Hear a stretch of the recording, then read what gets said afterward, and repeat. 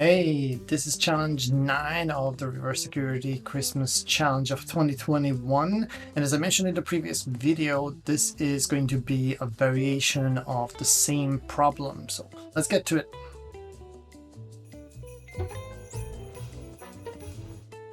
And here we are. So we're selecting challenge 9, which is called the reference number 2, and I see that someone managed to read my personal notes yesterday, so I have improved the security. Good luck. We have another link here. I'm going to open this one up and see what we have here. So looks pretty much the same.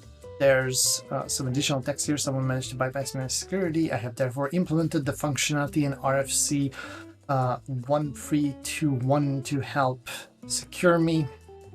This is probably a hint for the method that was used to secure it.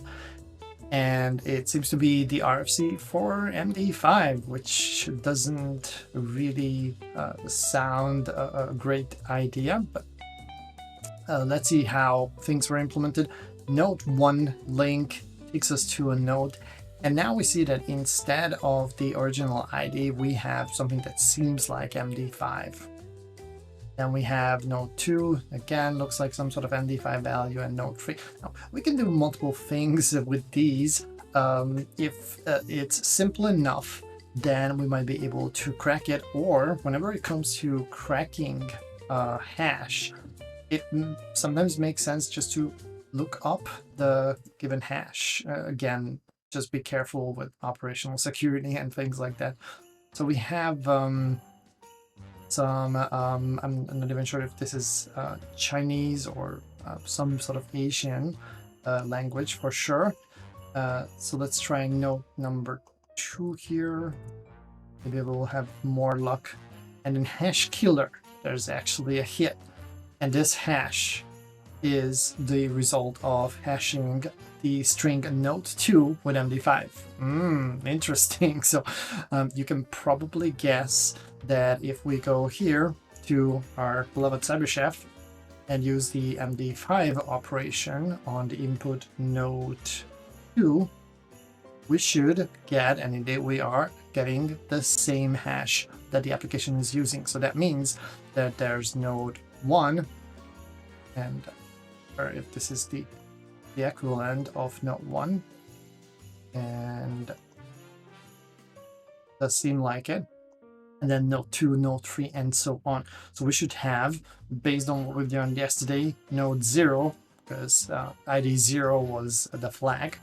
Let's use this one and paste it here in the URL that has the ID parameter. And this says hidden the flag. I have now hidden the flag with custom naming convention. I just have to remember that the input to the MD5 for it is all lowercase rather. And 4 characters long hint, no need to brute force. I think initially someone might have had a hard time figuring this one out, so that's why we have so many hints. So we know all lowercase, 4 characters long, no need to brute force because you can just guess it. And there's also this part here which is all bold. So let's try flag, the MD5, and indeed this is the flag. Let's take this one,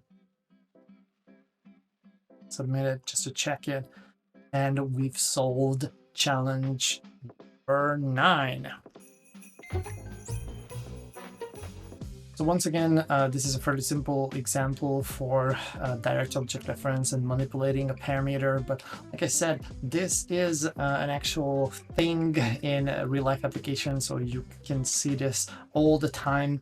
And depending on the method, it might take a bit longer to figure out what is the format for the value that the application expects. But sometimes it can be just incrementing by one numeric ID. So this is, even though it's a simple one, it's a very useful and important challenge. So that's all for challenge 9.